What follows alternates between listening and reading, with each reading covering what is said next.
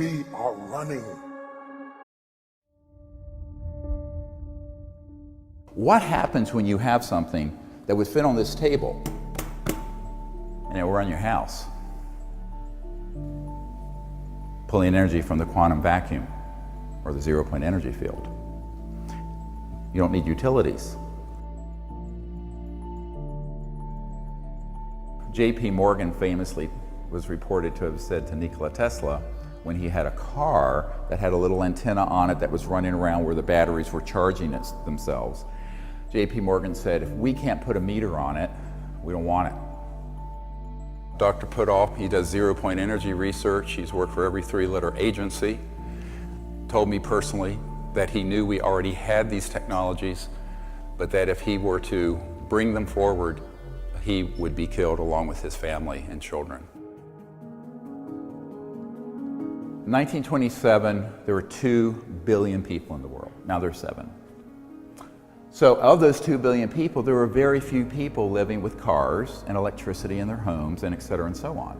Now you have 7 billion people and billions more people living on that system, which has become entrenched, bureaucratically built into our funding mechanisms from the state, local, federal level of support, and also where there are a lot of very powerful stakeholders. And so from a rational point of view, you'd say, well, these technologies would get us off of oil, gas, nuclear power, no more Fukushimas. But from the point of view of people who are looking at the national security equation from a macroeconomic stability point of view, this is their worst nightmare. 99.9% of the people on planet Earth would benefit from this. There is a very, it's not the 1%, it's the 0.0000001% who would not benefit from this because they are the ones sitting atop the petrodollar system, the macroeconomic order, and particularly the fact that it is run, and everything we're using is run on a metered, linear energy source, even solar and wind. If you begin to talk about the phenomena of new energy, free energy, anti-gravity, UFOs, you're stepping into an area that is the most sensitive, compartmented intelligence in the history of the United States. First, I want to give you sort of the big picture. And the big picture is that we haven't needed fossil fuels since about 100 years ago. This building was built in 1913. Certainly by then, Tesla, Faraday, Maxwell, particularly the Maxwell-Quaternion equations that were chopped off and changed, as you may well know, some of you who are engineers, has resulted in us having an energy sector that requires us to burn something or heat something up to create steam to get us electricity or to run our cars. However, 100 years of really advanced physics, which weren't that well understood 100 years ago in terms of very high voltage systems at certain resonant high hertz, they call it, cycles per second, would result in this excess power. And it was observed by Faraday, and it was observed by Tesla, and it was observed by many others, and said, where is this coming from? Professor Dirac, D-I-R-A-C, said, well, he called it the Dirac Sea. And of course, Tesla called it the ocean of infinite energy. And it's been called various things. The modern term is the zero-point energy field. If you create this kind of vector into the zero-point energy field, and you create a certain counter-rotating vortex, let's call it, which is almost a Sufi-like phenomenon, you get what's called lift. And you get a phenomenon that's known as electromagnetogravitics. Now, the pop culture would call it anti-gravity, which is really not correct. What you're really doing when you see a UFO moving and it's going straight up 10,000 miles per hour against gravity is that it's actually in a space-time bubble. It's creating its own environment, shall we say. So there's no restrictions to normal aerodynamic formula. And so the thing can lift and go straight up at those velocities.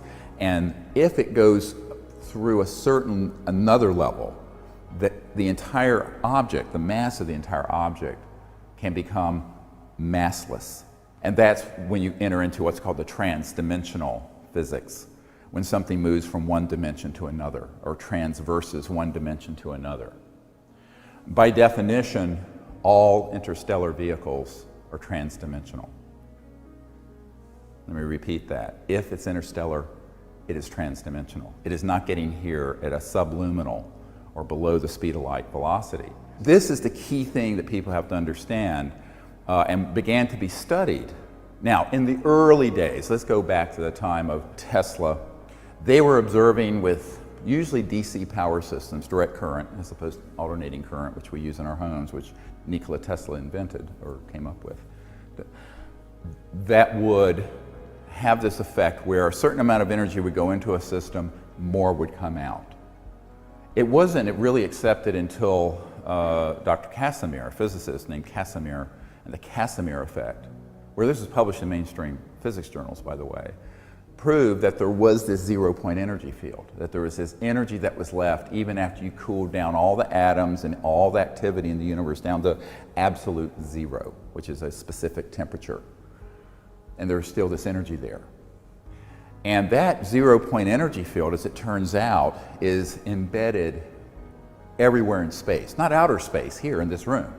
So that every cubic centimeter of space in this room, for example, has enough power to run at least the United States for a day, a cubic centimeter. So it's an enormous field of energy. So running our planet on this energy field would be like taking a thimble out of the Great Lakes or something of water. It's a trivia, it's a rounding error. However, as J.P. Morgan famously was reported to have said to Nikola Tesla, when he had a car that had a little antenna on it that was running around where the batteries were charging themselves, J.P. Morgan said, if we can't put a meter on it, we don't want it. Big bankers. Now, 100 years ago or 90 years ago to today, nothing's really changed in terms of the geopolitical, financial, macroeconomic exigencies. And that's the huge problem. Is there a technical challenge? Yes. And we'll get into how we can mount a sort of effort together to come up with a modern day version of what Tesla had. But the geopolitical, macroeconomic policy issue is the big problem. And it isn't just because there are a few bankers and kleptocrats that are misanthropic sociopaths, although some of them are.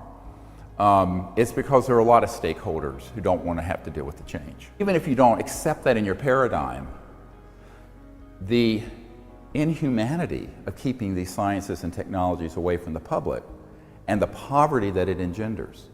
Because I was talking to an industrialist from India, and he was telling me it would take trillions of dollars to properly electrify the subcontinent so that people have the energy they need using today's conventional systems, even solar, even wind, even coal. And you know, we're facing a situation now that every year or two there's 1,000 new coal-fired burning power plants being put online in India, China, and elsewhere, mostly without any scrubbers. So in the Pacific Northwest and other places, you have a huge amount of the pollution that's in the West Coast. It's coming from Asia because there's no scrubbers in those coal. And you look at the air in Beijing and Shanghai and other cities, it's not breathable. Then you go to the oceans, where you have the Fukushima reactor releasing all this radioactive material, and huge parts of the oceans, because there's all the CO2 going into the oceans, are beginning to die because of the acidity and alkaline levels being upset. So there are all these big macro geophysical effects while we're trying to maintain the current macroeconomic order. Big problem, huge mistake. But who's going to fix it? This is really the crux of the problem. And many people have asked me, given the folks I've met with over the years, why doesn't someone do that? But see, everyone says that. My wife and I this week were just up in New York meeting with the head of a foundation. And the question came up frequently with people there, all of whom were incredibly wealthy. Well, why doesn't Bill Gates do it? Or why doesn't the president? It's always, why doesn't someone else? Of course, if you go to the president, he'll say, no way, Jose. And if you go to billionaire X and billionaire Y and billionaire Z, many of whom I've met with, they'll go, you know, one of them once said to me, we all want to be first to be second. Great expression. You hear it a lot in business. When it's a very controversial science, no one wants to be the first to stick their neck out. So this becomes then a leadership issue, which is what I've tried to provide some clarity to in my own humble way, being not a significantly wealthy or powerful person at all, but knowing what I know, try to share it with the public and try to create a momentum towards disclosure, not only of the fact that we're not alone in the universe, but that the secret behind these UFO propulsion systems and energy systems would give us an entirely new planet. Beautiful. But there are stakeholders who are very, very powerful who aren't happy about that. We are running out of time. What are you going to do with the time you have left?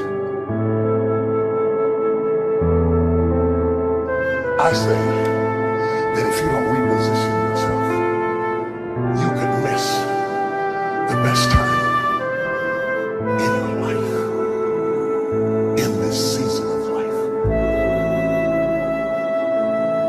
Because we have got to change the way we think. We have got to change the way we function. We have got to change the way we deal with issues.